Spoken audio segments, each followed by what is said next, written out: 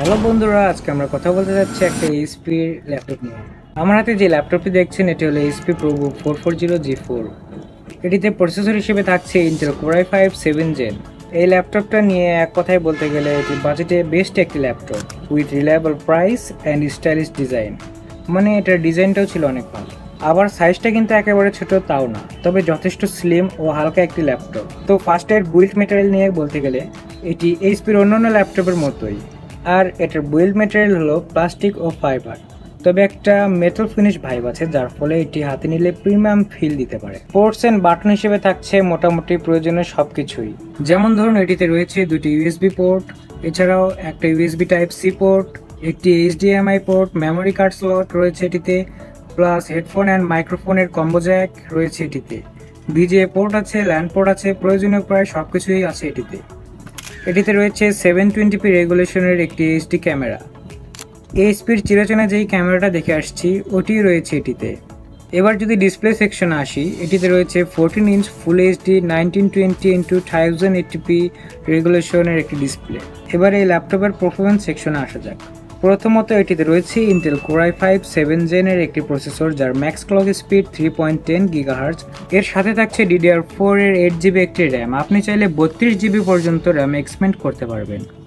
এতে থাকছে 512GB NVMe M.2 SSD, আর এর গ্রাফিক্সকে পাওয়ার দিচ্ছে ইন্টেল UHD গ্রাফিক্স।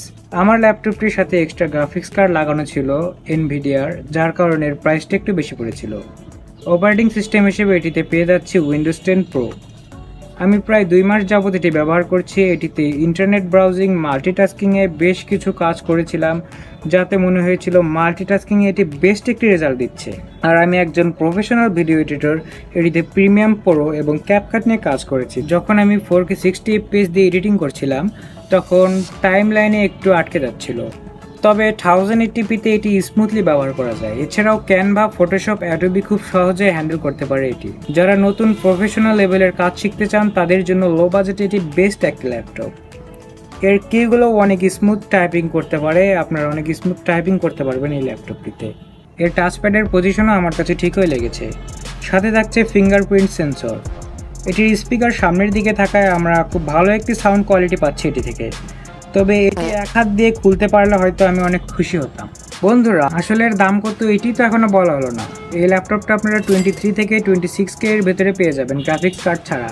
এটি এই বাজেটে বেস্ট কিছুই অফার করছে এবং এই রিসেল ভ্যালু অনেক ভালো এবং এর পার্টস খুব সহজেই পাওয়া যায়। আপনাদের কাছে কেমন লেগেছে অবশ্যই কমেন্ট করে জানাবেন। দেখা হবে নিশ্চয়ই। বগুড়া শহর নিয়ে সব কিছু থাকবে আগামী ভিডিওগুলোতে। দেখতে আমাদের সাথেই থাকুন। আল্লাহ হাফেজ।